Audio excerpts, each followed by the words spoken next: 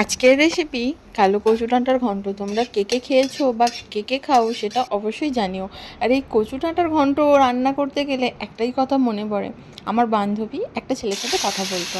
তো ছেলেটাদের গ্রামের দিকে বাড়ি, ওদের যেহেতু গ্রামের দিকে বাড়ি তাই ওদের চাষবাস হতো।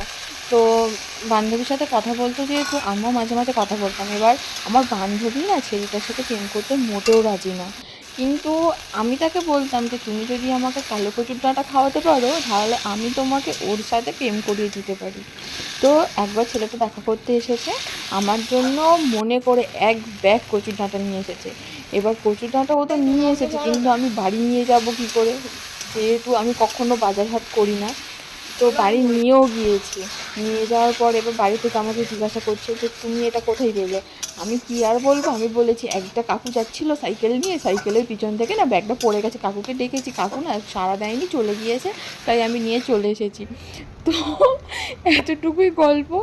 আর তো সেই ছেলেটার কিছুই হয়নি, সে এখন আমার বান্ধবীর হাজবেন্ড, সে এখন আমার জামাইবাবু হয়ে গেছে সম্পর্কে ধরতে গেলে। এতটুকুই। আর রেসিপিটা কেমন লাগলো অবশ্যই জানি। টাটা বন্ধুরা, বাই বাই, সবাই ভালো থেকো, সুস্থ থেকো আর সাবধানে থেকো।